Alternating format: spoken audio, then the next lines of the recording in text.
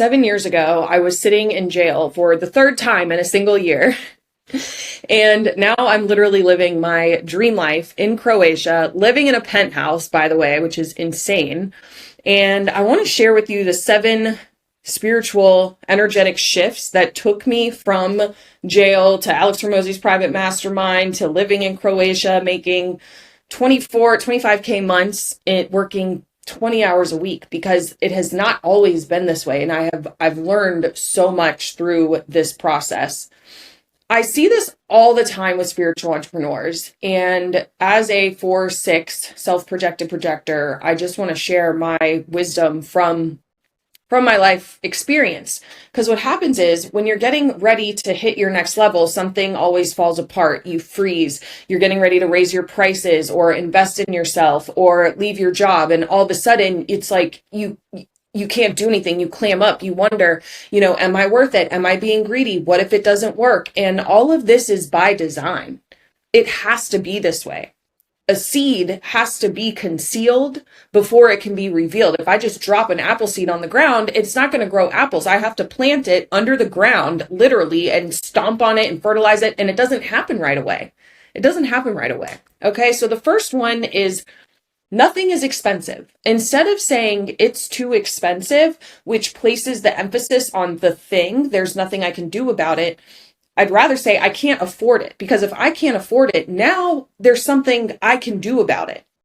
Everything I have in my life now was once something I couldn't afford, but I have it now. I'm making more now working less than I ever did in my corporate job. Being raised by a single Jewish mother, and my dad, he was kind of in the picture, but he was unemployed for most of my childhood. So I heard the words, it's too expensive, so many times. And it made me so frustrated and resentful. I was like, I'm not going to live the rest of my life this way. I remember my first car I think I was like just 16. It was in high school. I got an 88 Volvo station wagon with 400,000 miles on it. It was a stick shift. It was white. That's the car I learned how to drive on because everything else was too expensive. And I would see all my friends getting like new cars from their parents. My best friend got this brand new Honda Accord that was white and it was so cute. And I wanted one so bad. And I learned how to drive on that car. Within a year, I think I sold it either for the same amount or even $1,000. And I started to realize there were things I could do to increase my wealth, but I didn't yet feel capable of it. Growing up, I was a competitive figure skater all through elementary school. I had won a couple medals. I had some nice skates, and we had 2 cats at the time, Tiger and Emily. And Tiger was the mom. She was a little bit crazy, and she peed in my skates. The first time, my mom got me a new pair. She did it a second time, and my mom was like, "It's too expensive. Like you can't skate anymore." And I had to give up skating. Another time I played cello through high school and college, and I really wanted to get a newer car. And my mom was like, "It's too expensive. Like you can't get one." And I ended up selling my cello to get this new car. And it felt like such a shitty trade-off at the time because I ended up crashing that car into a ditch within a month, I think, getting my first DUI, which led to a series of events where I ended up back in school in New Orleans where I didn't need a car anymore. So maybe that worked out for the best. Before I started this business, well, I had been trying to start it for years. I just couldn't figure out how to do it. I was in door-to-door B2B sales. I was selling water coolers. And at the time, the most I had ever made in a month was 10K. And that was my dream at the time, in my sales job, that is. And I really wanted to be making, 20, 30, 50 in my own business. I came across this mentor on a TikTok live who was talking about how he used Skool in his business and his program. I couldn't afford it at the time. But then I also realized to myself, okay, so every month I am hustling and grinding my ass off to make usually like 5 or 6K is another month that I'm not growing the business. And I decided to take the leap and invest in myself and join the program. Within 90 days, I'd hit my first 10K month in the business. And I was just like, oh shit, nothing is too expensive. I just couldn't afford it. But I asked myself, how can I afford this? And can I afford not to do it? Instead of calculating the cost of action of what it takes, and this is a tip if you're an entrepreneur on sales calls, instead of calculating how much they could make in their business, ask them how much are they losing by staying where they are? Because clearly what they're doing isn't working, and they want to be doing what you're doing, but there's a gap between what they know how to do and what they need to be able to do to grow their business. The price is just the price. It honestly amazes me that people like my mom will obsess over the price of gas when it's like, you have to buy gas anyways. What does it matter? You're either going to buy gas or you're going to walk. Do you want to walk? It just has to be done. Gas isn't expensive. It's like, how can I afford this? What do I need to do? I mean, you always have options, but the price is just the price. Now, the second one is, or the third one, I'm sorry. No, we're on second, this is the spiritual order of things. Everything, okay, it's be, then do, then have. Most of us, in fact, all of us, God planted a desire within each of us that the Creator wants to reveal through us. We all have that seed of a desire, and it was given to you for a reason. You can never have things that you don't attract what you want, you attract who you are. You've heard that before. It's a frequency thing. So when you are an entrepreneur, when you look at an entrepreneur who you look up to, a coach, a mentor, whatever, these are the 3 things that you want to copy about what they're doing, because it's not about reinventing the wheel. It's about finding what's already working for someone else that we can integrate into our own lives. So being relates to, what do they believe? Who are they? What are they feeling on a daily basis? How can we align with those beliefs? An example of this, I'll tell you that in a second one. The second thing is doing. Okay, so once you are this successful entrepreneur, how does she show up? How does she show up in her content, in her business? What is she spending her time on? What does she believe to be true about herself? Why does she believe these things? And it's like, okay, so now what does she need to do in order to get the things that she wants? And the issue happens when you want things you don't have, and then you try to do things you don't know how to do. You get frustrated because you're not that person yet. Of course, you're going to be frustrated when you're trying to do something that you don't know how to do. This is creating space and creating the vessel from within you to actually reveal that light. Then you could be the person, then do the things to have what you want. What I do know is that if you're not living in the creative space to make the world a better place, you will be unfulfilled. Meaning, if you have desires that were planted in you, you have music to be revealed from within, and you're not doing the things required to bring that, to manifest that into your physical reality, that's what creates being unfulfilled at the end of the day. This relates to, okay, number 1 is that energy is never created nor destroyed. It only changes forms. We know this to be true, which means that the money that you want is already out there. The clients are out there. The success is out there. It's actually it already exists in another timeline. It's happening right now.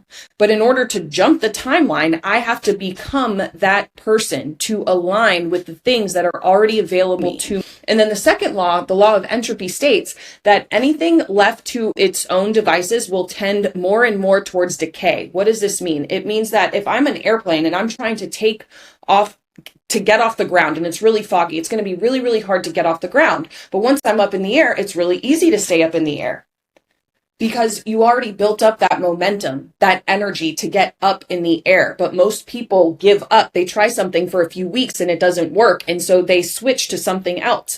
The biggest risk of an entrepreneur, it's really shiny object syndrome. Do you know how long it took me to get to where I am in my business today? It's been like 2-3 years of hardcore effort. Okay. And I'll have people come to me and they're like, how do you know your systems are working? I'm like, well, how long have you been doing it? Oh, I've created three pieces of content. It's been a few weeks. You're not there yet. You're not there yet. And if you don't do everything that you need to do to get the airplane off the ground, it's going to decay. It's so much easier to keep momentum than it is to get it in the first place. You have to be willing to do the work long enough to let it work on you until it can finally work for you. People ask me sometimes, they're like, how can you talk about how much you make and keep your employees and keep them happy? Like, meaning they're going to want a bigger piece of the pie. But it's really easy to answer that because, in corporate, you're told like not to talk about how much you make because people are going to, be jealous or whatever. In business, it's different because all the money that I'm making today is from the work that I did when the work was working on me. It's not from the work I'm not getting paid today for the work I did today.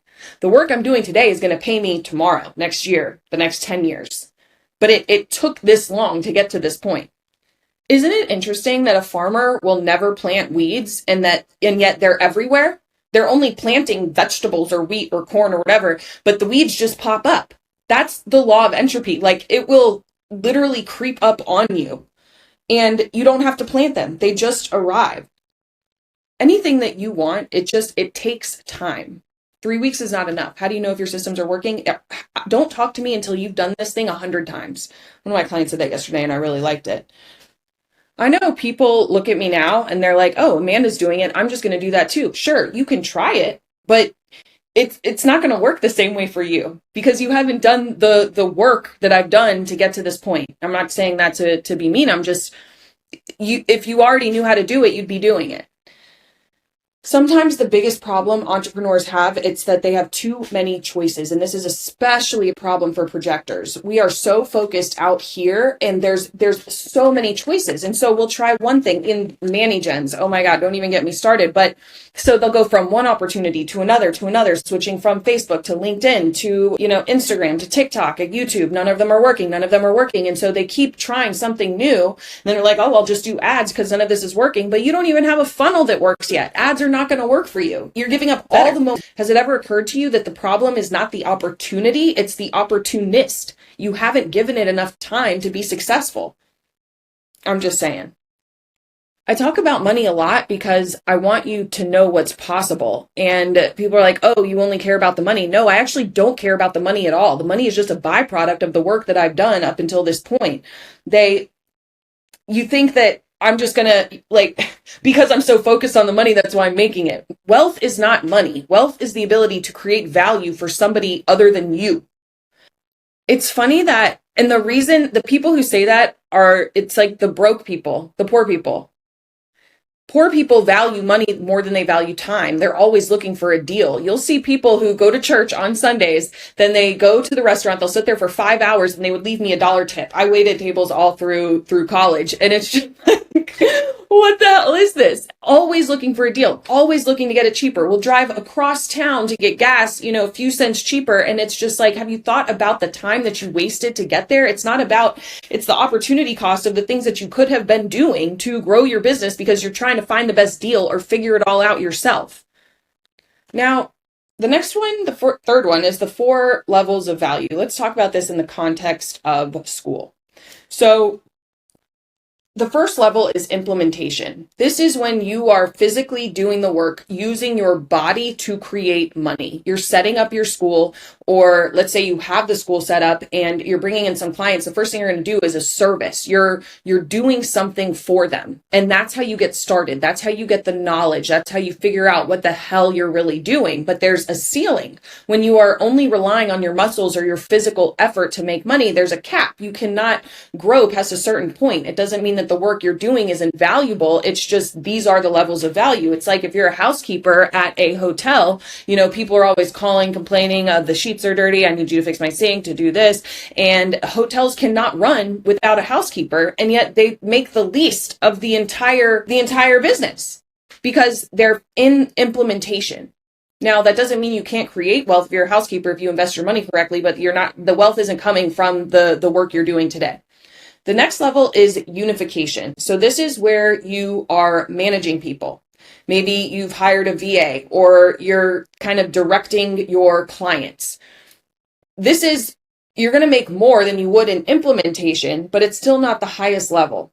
The next one up is communication. This is where you are using your mouth to communicate a message that moves the masses, meaning you are able to show up and create content and speak to something of value to your clients. You can talk about your offer. You are able to create value for them. And people are like, oh, I don't like creating content, or I'm not a big talker. Okay. Okay. Good luck with that. And in order to make money at the communication stage, you have to have specialized knowledge. And usually this is knowledge earned from the previous two levels. The next one, or the top level of value, is imagination. This is where you are literally creating something from nothing. You are able to create offers and profit centers and from something that has never been created before, that no one else can teach you, that you literally, I believe, receive from the creator. And you have to have space for your imagination. It's something that's revealed to you through this process. And if you're always in the implementation working in your business, you don't have the time to work on your business and truly create an empire. This is like truly next level. And ideally, we want to focus, I'd say 80% of our time on the communication and imagination. But in order to get there, we got to start with the implementation and unification.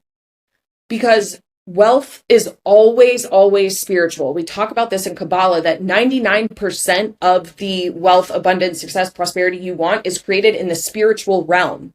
Only 1% is created in the physical. Now, does that mean I can just imagine my empire all day and receive these messages and never have to do anything? Of course not. That would be like, I want to be in really, really great shape, getting all the, the workouts and the meal plans and the good food, but never actually going to the gym or eating the right food. Are you going to get in shape? Number 4 is so good. This is so good. It's disruption always follows intention. When you decide to do something good, leave your job, invest in an offer, the next thing that happens is not something amazing. Your laptop breaks, your clients leave you. It's always chaos because you're transcending into a new level. It's actually a sign that you're on the right path. So if you decide to take the leap, invest in yourself, hire a mentor, raise your prices, start the business, and something bad happens, you are on the right path. This is a test. It is testing you. This is creating space in your vessel to receive that which you want. It's much harder to be poor than it's much harder to be rich than just poor, because when you have something and lose it, now you know what it's like on the other side. And it works for a second and then it stops working. Now you're going to the next level. Take it as proof that you're doing the right thing. It's working. You have to let the work on you long enough so that it can work for you.